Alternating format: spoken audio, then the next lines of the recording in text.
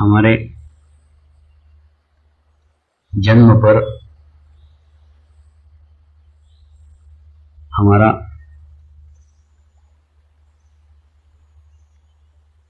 कोई अधिकार नहीं है। हमारी मृत्यु पर भी हमारा कोई अधिकार नहीं है।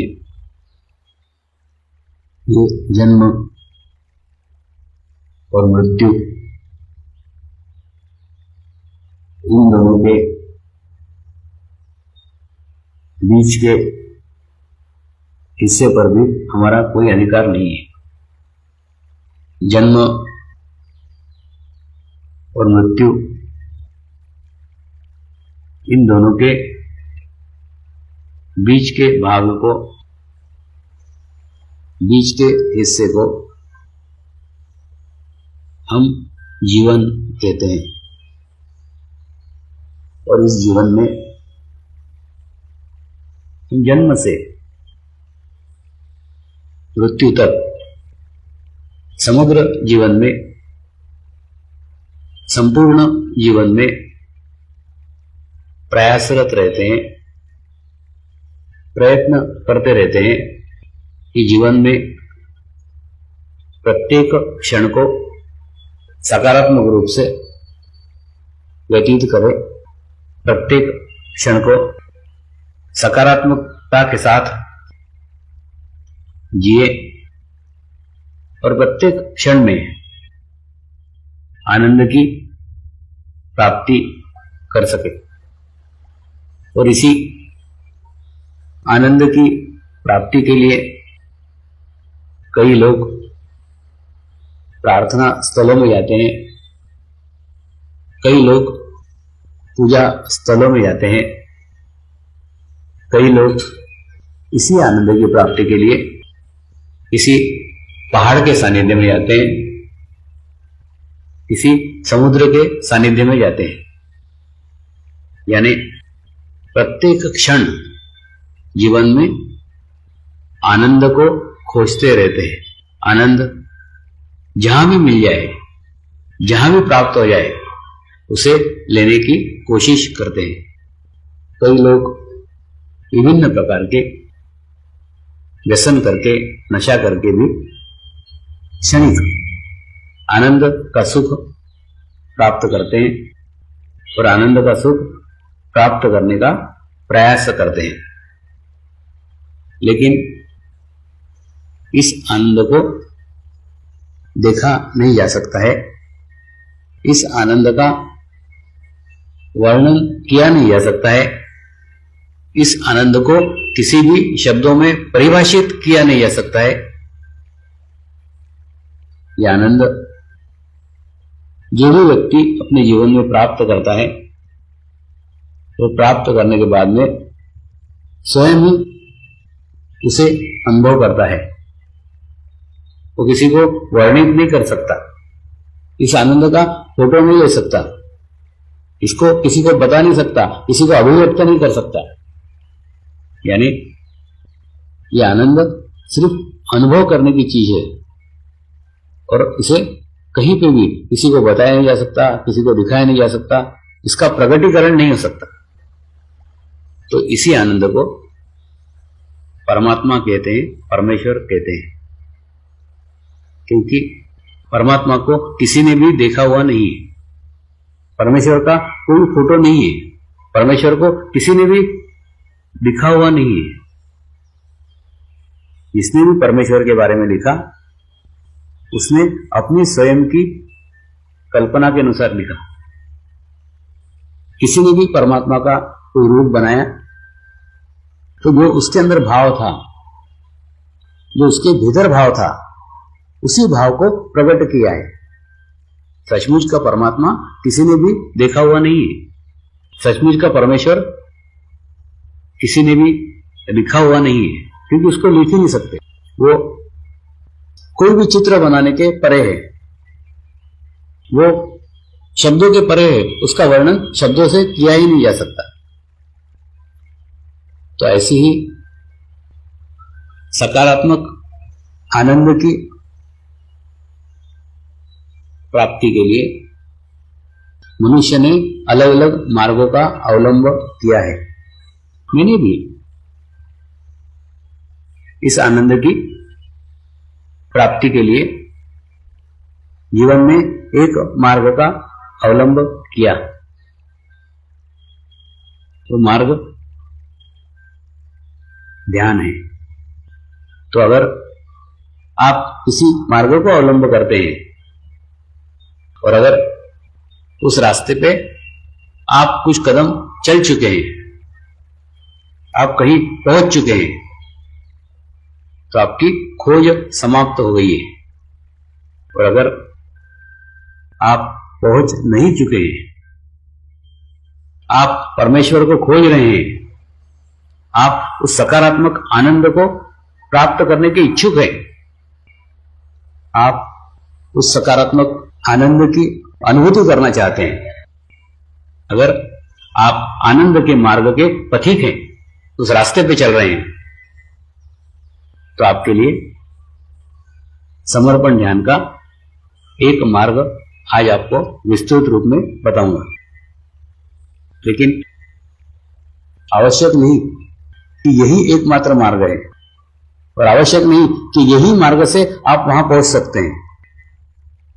उस सकारात्मक आनंद को प्राप्त करने के लिए अनेकों मार्ग हैं, उनमें से एक मार्ग ये है।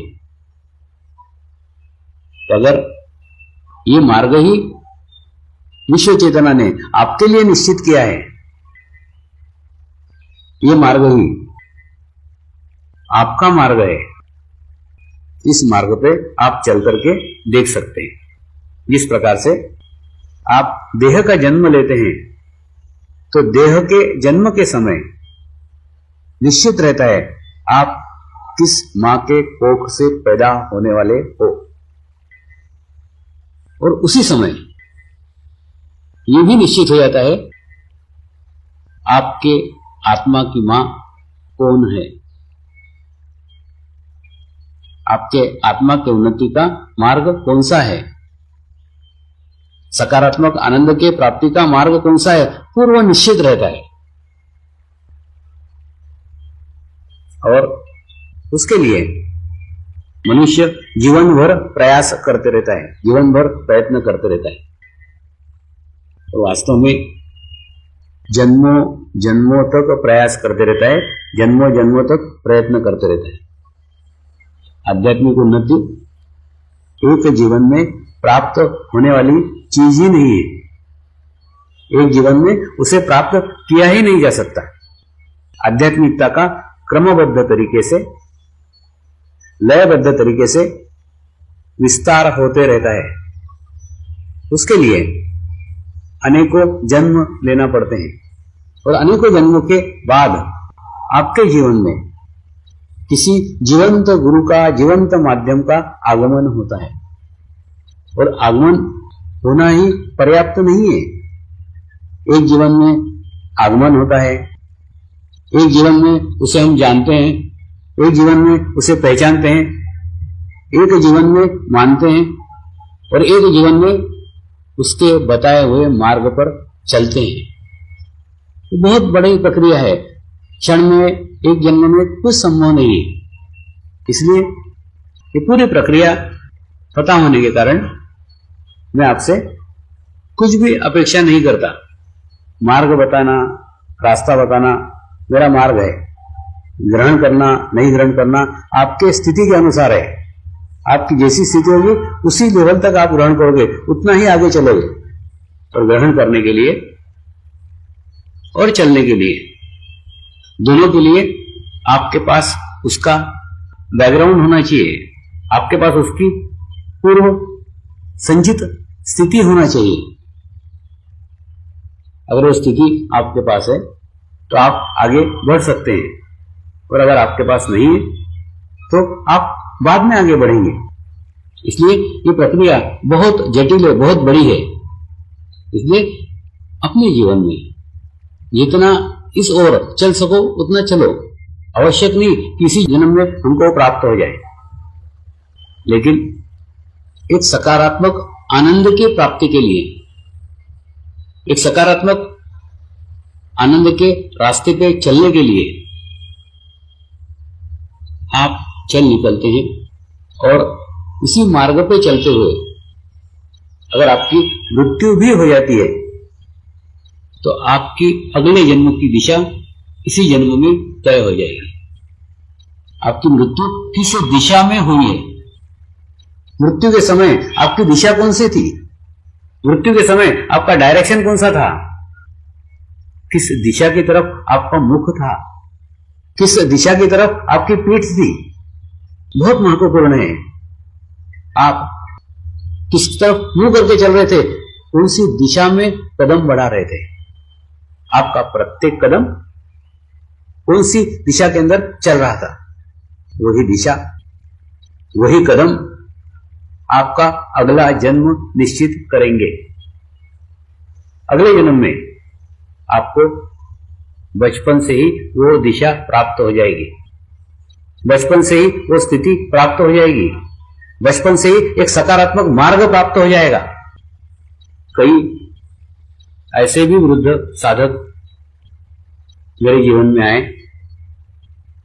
जिन्होंने इस मार्ग को अवलंब कर लिया, इस मार्ग पर चल निकले, इस मार्ग पे दिशा निश्चित कर ली, इस मार्ग के ऊपर कई कदम चल चुके, और चल चुकने के बाद उन्हें महसूस हुआ, उन्हें एहसास हुआ ये मार्ग बड़ा लंबा है, ये मार्ग की साधना बहुत लंबी है, और इस साधना करने के लिए मेरा आज का शरीर पर्याप्त नहीं है। बहुत उम्र होने के बाद, शरीर पूर्ण थक जाने के बाद मुझे यह रास्ता पता चला है, तो उन्होंने शरीर का त्याग कर दिया, उन्होंने मृत्यु का वर्ण कर लिया, और मृत्यु का वर्ण उस दिशा में किया जिस दिशा में आगे जाके उनका जन्म होने वाला है। तो ऐसे कई साधक अपने शरीर को त्याग करके फिर नया जन्म ले चुके हैं, और जन्म इसलिए दिया है कि स्वामी जी के सानिध्य में फिर मेरे को जीने का अवसर प्राप्त हो, स्वामी जी के सानिध्य में वो शरीर प्राप्त हो जो सबल हो, सशक्त हो, और जिसके पास समय हो, आयु हो, उम्र हो। साधना करने के लिए उम्र की आवश्यकता है, साधना करने के लिए आयु की आवश्यकता है। इसीलिए मैं कहता हूं बच्चे वो अमीर है जिस साधना पे चल सकते हैं। इसलिए दिशा निश्चित होने के बाद ये जब बच्चे आते हैं, पूर्व जन्म से संस्कार लेके आते हैं, पूर्व जन्म से कदम लेके आते हैं, पूर्व जन्म से अनुभूति लेकर आते हैं। अनुभूति प्राप्त है, अनुभूति ली हुई है, अभी करने के लिए कोई बाकी नहीं रह गया है, कुछ खोज नहीं रही है, कुछ भटकन नहीं रही है, कुछ प्राप्त करना नहीं है, सब कुछ प्राप्त कर लिया है। इन बच्चों को प्राप्त करने के लिए कुछ बचा ही नहीं है, सब प्राप्त है, सिर्फ साधना करना बाकी है अपने लक्ष्य की ओर जाने के लिए। जो गए जन्म में उन्हें साधना का अभाव था, जो गए जन्म में साधना प्राप्त करने के लिए समय बाकी नहीं रह गया था, वो समय इस जन्म में उनके पास नहीं है। वो अमीर है क्योंकि समय उनके पास है, समय का धन उनके पास नहीं। इसीलिए कई बार आपको भी आश्चर्य होता होगा, 5-5 साल के 8-8 साल के बच्चे ध्यान की एक उच्च कक्षा में पहुंच गए। ये वही लोग हैं जो पूर्व जन्म से मेरे साथ थे और वो इस जन्म में भी मेरे साथ हैं। सदगुरु क्या बोलता है उधर तो आप ध्यान ही मत दो, सदगुरु क्या करता है उधर भी ध्यान मत दो, क्योंकि ये सब चीजें आपके समझने के परे है। क्या होता है, क्या अनुभूति होती है, आपका सारा चित्त उसी अनुभूति पे होना चाहिए। जीवंत गुरु एक सकारात्मक ऊर्जा शक्ति का स्रोत है। इतनी सकारात्मक ऊर्जा उसमें भरी हुई है कि उसके हाथ से नकारात्मक कार्य हो ही नहीं सकता। सालों तक सकारात्मकता के साथ जुड़ने के कारण उसके हाथ से कोई गलत कार्य हो ही नहीं सकता। आपको गलत दिख सकता है लेकिन गलत होता नहीं है। ऐसी एक घटना यूके के अंदर हुई। एक साधिका ने आज से 4 साल पहले ज्ञान का शिविर किया था। 2 बार मेरे से व्यक्तिगत इंटरव्यू लिए थे। सब कुछ किया, खूब पूजा पाठ करती थी, खूब कर्मकांड करती थी, खूब धर्मदान करती थी, खूब करती थी, पूरे अध्यात्म में ही लगी हुई थी। चित्त जगह जगह जगह जगह बटा हुआ था। और गत वर्ष ऐसी साधिका को कैंसर हुआ। और जब कैंसर हुआ तब बिस्तर पे जब पड़ी रहती थी तो पड़े पड़े मुझे बहुत याद करती थी, स्वामी जी मैंने आपको पहचानने में बहुत देर कर दी। जगह जगह चित्त बांट करके चित्त टुकड़े टुकड़े हो गया था, कमजोर हो गया था, वीक हो गया था। और चित्त कमजोर होने के कारण शरीर भी कमजोर हो गया था। बार बार मुझे चिट्ठियां भेजती, स्वामी जी आपकी दर्शन करने की इच्छा है। फोन करवाती दूसरों से, स्वामी जी को कहो एक बार मुझे दर्शन की परमिशन दो। बार बार विनती करती, बार बार रिक्वेस्ट करती। और मैंने उसको उसकी कभी भी परमिशन नहीं दी। उसके चिट्ठी के जवाब में एक अक्षर भी कभी नहीं लिखा। उसके फोन के उत्तर में कभी फोन नहीं करवाया, किसी से कोई मैसेज नहीं दिलवाया। सिर्फ वन वे ट्रैफिक था। वो चिट्ठियां भेजती थी, फोन करती थी, उत्तर कभी नहीं दिया। और जब मिलने की परमिशन मांगती थी, मिलने की भी परमिशन उसे कभी नहीं दी। तो देखने में बड़ा विचित्र सा लगता है कि एक साधिका बार बार चिट्ठियां लिख रही है, बार बार फोन कर रही है, बार बार प्रयास कर रही है, और गुरु ऐसे कठोर हैं कि ना तो चिट्ठी का जवाब देते, ना तो फोन का कोई जवाब देते। और अंत में गत वर्ष उसकी ऐसी ही अवस्था में मृत्यु हुई। और मृत्यु होने के बाद मेरी इच्छा ही थी कि उसकी मृत्यु ऐसे ही हो, तड़पते हुए होना चाहिए। उसकी मृत्यु ऐसी होना चाहिए कि मृत्यु के समय भी उसका चित्त मेरे ऊपर हो, मेरे दर्शन के लिए तड़पे हो। क्योंकि मैं जानता था मेरे ऊपर चित्त रखते हुए जब उसकी मृत्यु होगी तो वो उसी सकारात्मक आनंद की प्राप्ति के लिए चलते हुए मृत्यु होगी। और मैंने साधकों को बताया वो नया जन्म मेरे ही जीवन काल में लेने वाली है, और जब जन्मेगी मैं आपको बताऊंगा ये वही थी। तो कहने का मतलब उसको तड़पाना, उसको फोन के उत्तर न देना, उसको चिट्ठियों के उत्तर न देना, सिर्फ इसीलिए था कि वो सदैव याद करती रहे, सदैव अटेंशन उसका मेरे ऊपर रहे। तो जो कार्य घटित हुआ, जो कार्य संपन्न हुआ, वो उसने अनुभव किया और मैंने। तो कहने का मतलब गुरु तत्व का भी इसी प्रकार से है। आपको लगता है कई लोग मेरे साथ जुड़ जाते हैं, कई लोग मेरे साथ नहीं जुड़ते, तो साधक दुखी होते हैं, अरे स्वामी जी मैंने इतना उनको बताया फिर भी वो आपके साथ नहीं जुड़े, ध्यान के अंदर नहीं जुड़े। तो मैं उनको समझाता हूं, एक नारियल का वृक्ष रहता है, इसको 25 साल में 30 साल में फल आते हैं। तो बाप नारियल लगाता है और बेटा खाता है। ठीक इसी प्रकार से इसी गुरु ने आपके भीतर बीज को स्थापित किया होगा, उसका फल मेरे जीवन में मुझे प्राप्त हो रहा है कि आप मुझसे जुड़ गए। ठीक इसी प्रकार से आज मैं भी किसी के भीतर बीज रोप रहा हूं, बीज डाल रहा हूं, और ये बीज अगले जन्म में किसी गुरु को प्राप्त होगा। ये बहुत विशाल दृष्टिकोण है। तुरंत इसी क्षण में, इसी जीवन में कुछ घटित होने वाला नहीं। बहुत बड़ी परंपरा है, बड़ी स्थिति है। दूसरा, समर्पण ध्यान का आप अर्थ लगाते होंगे कि समर्पण ध्यान करना यानी गुरु को सर्वस्व अपना समर्पण कर देना। वास्तव में ये तो वो वृक्ष है जिसका बीज सबसे पहले गुरु ने आपके भीतर स्थापित किया है। शिष्य का समर्पण तो गुरु के प्रति बहुत बाद में होता है,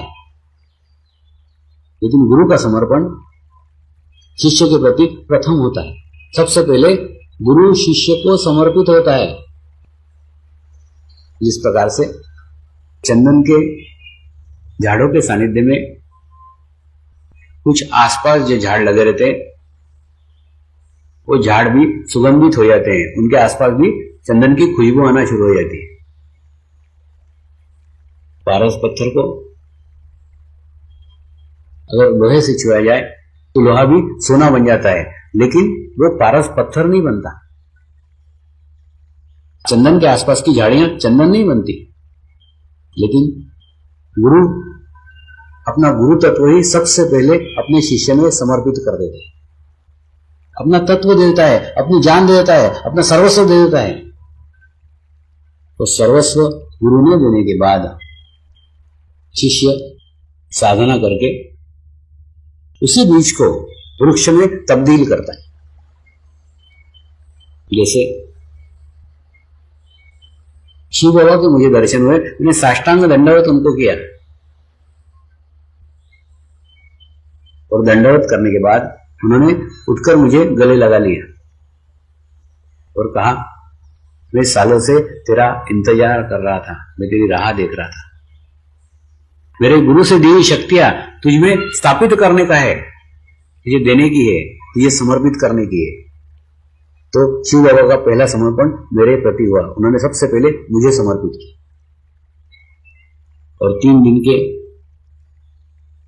उस ध्यान की अवस्था में क्या क्या समर्पित किया हुआ है, क्या क्या भीतर रखा हुआ है, वो मुझे आज भी पता नहीं।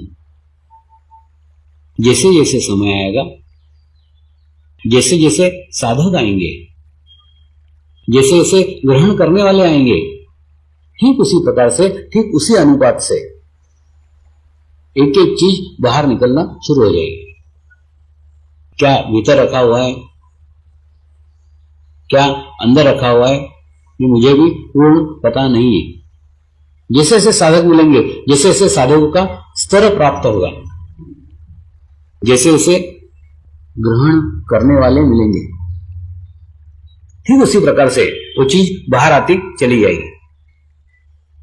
जैसे मैं आज से 5 साल पूर्व मुंबई आया था, तब मेरे अंदर का मैं बहुत स्ट्रांग था, बहुत मजबूत था। कोई मेरे लिए बनियान भी खरीद के देता था तो मेरे अहम को, मेरे अहंकार को ठेस पहुंचती थी। मैंने इससे बनियान नहीं मांगे थे, इसने मुझे बनियान क्यों लेके दिए, मुझे ही क्यों लेके दिए, इसने मेरे लिए क्यों किया। कोई छोटी छोटी बात भी करता था तो मुझे अच्छा नहीं लगता था। लेकिन धीरे धीरे जैसे जैसे इस मार्ग में परिपक्वता आती चली गई, वास्तव में क्या था, गुरु सानिध्य में तो कुछ महसूस ही नहीं होता। गुरु के बिना पहली बार बच्चा बाहर निकला था। तो जैसे जैसे परिपक्वता आती चली गई, एहसास हुआ वो वस्तुएं गुरु तत्व को अर्पित कर रहे हैं, वो बनियान गुरु तत्व को अर्पित कर रहे हैं, वो रुमाल गुरु तत्व को अर्पित कर रहे हैं। देने वाला शिष्य है, लेने वाला गुरु है, तो मैं बीच में कहां से आया। उसने एज ए मनुष्य मुझे नहीं दिया है, मेरे भीतर के गुरु को समर्पित किया है, भीतर के गुरु को बनियान दिए, गुरु को रुमाल दिए। तो मैं बेकार में मेरा अहंकार ला रहा हूं कि मुझे दिया है। तो धीरे धीरे मैंने महसूस किया वो शिष्य और गुरु तत्व का संबंध है, उसमें बीच में मैं कहीं नहीं आता। तो फिर कोई साधक कितना भी मेरे लिए करता है, मेरे को उसका कुछ नहीं लगता। ऐसा लगता है वो गुरु तत्व के प्रति कर रहा है, गुरु तत्व का उसका संबंध है, मैं कहां बीच में आया। मेरे लिए तो वो कर ही नहीं रहा है, वो कर रहा है अपने खुद के आध्यात्मिक प्रगति के लिए, आध्यात्मिक प्रोग्रेस के लिए। धीरे धीरे भीतर का मैं सामूहिकता में विलीन होना शुरू हो गया। उसके बाद में कई बार साधक एखादे व्यक्ति को लेके आते थे, स्वामी जी ये बहुत बड़ा की पर्सन है, अगर आप इसको प्रभावित कर दो, अगर यह आपसे प्रभावित हो जाए तो इसके द्वारा हजारों लोगों तक ये ज्ञान पहुंच सकता है। मैं भी साधकों की बातों में आ जाता था, एक व्यक्ति के लिए 2-2 घंटे खर्च करता था, 2-2 घंटे तक उससे बात करता था और अपनी शक्तियों से उसे प्रभावित भी करता था। लेकिन धीरे धीरे ये अनुभव आने लग गया कि उस व्यक्ति की ग्रहण करने की क्षमता सिर्फ 100 ग्राम दूध की है, 100 ग्राम तक वो ग्रहण कर सकता है। वो उसको जबरदस्ती 1000 ग्राम दूध पिला देता था और 1000 ग्राम दूध पिलाने का परिणाम ये होता था उस व्यक्ति को डायरिया हो जाता था, तो उसके पास 100 ग्राम भी नहीं रहता था। तो मेरा 1000 ग्राम भी दूध बेकार गया और उसके बाद भी कुछ नहीं बचा, और ऐसे व्यक्ति के ऐसे कुछ काम नहीं हुए। तो अनुभव से ही सीखा कि जिस व्यक्ति की जितनी लायकियत है, जितनी रिसीविंग है, जितनी ग्रहण करने की क्षमता है, उसी क्षमता के अनुसार उसने प्राप्त करना चाहिए। मैंने खुद कुछ भी देना नहीं चाहिए, कोई प्रयास नहीं करना चाहिए देने के लिए, कोई प्रयत्न नहीं करना चाहिए। वो अपनी स्थिति के अनुसार जितना ग्रहण करे उतना ग्रहण करना चाहिए। सबसे एक ही पर्सन वाला मामला भी खत्म हो गया। कोई कितना भी व्यक्ति बड़ा है, कितना भी बड़ा की पर्सन हो, उसके लिए कोई प्रयास नहीं करता, कोई प्रयत्न नहीं करता। अगर ग्रहण करता है ठीक है, नहीं ग्रहण करता है ठीक है। बाद में धीरे धीरे मेरे जीवन में कुछ नए ऐसे साधकों का आगमन हुआ जिन साधकों ने मुझे देखा हुआ भी नहीं था।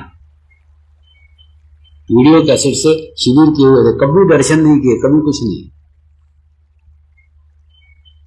तो दर्शन के लिए लालायित थे, दर्शन के लिए तैयार थे,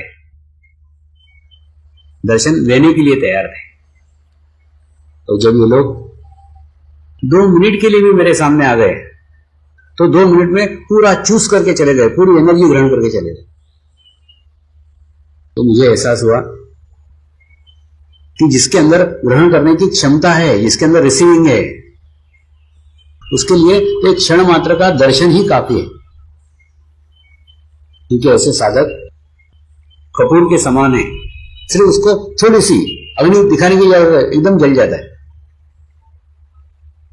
पूर्ण तैयार है, पूर्ण प्रिपेयर है, सिर्फ दर्शन के लिए तरस रहे हैं। और सिर्फ दर्शन मात्र से उन्हें अनुभूति प्राप्त हो गई, सब जान गए, सब पहचान गए। तो ऐसे साधक जीवन में आने के बाद ये पुराने साधकों के लिए निमित्त बन गए। पुराने साधक महसूस करते हैं हम स्वामी के साथ 2 साल से हैं, 3 साल से हैं, 4 साल से हैं, लेकिन ये जो 2 मिनट में लेके गया ये हम 4 साल में भी नहीं ले सके। क्या कारण है? तो मैं उनको बोलता हूं कारण ये है कि आप मेरे शरीर के ज्यादा पास हो, मैं आपके ज्यादा करीब हूं, ज्यादा पास में हूं, और ज्यादा पास आना ही दोष बन गया है। जैसे किताब है ना, किताब 1 फीट दूर रखोगे आप आसानी से पढ़ सकते हो, ऐसे किताब नहीं पढ़ी जा सकती। आंखों के साथ किताब को चिपका लो, एक अक्षर भी नहीं पढ़ सकते। तो गुरु का अत्यधिक सानिध्य, गुरु के अत्यधिक निकटता, अत्यधिक पास होना ही उनके लिए घातक सिद्ध होता है। क्योंकि पास लेके पढ़ नहीं सकते, ग्रहण नहीं कर सकते। और जो 2 मिनट में लेके जाते हैं वो बहुत दूर रहते हैं, सिर्फ जीवन में 2 मिनट के लिए आते हैं और 2 मिनट में सर्वस्व ग्रहण करके चले जाते हैं।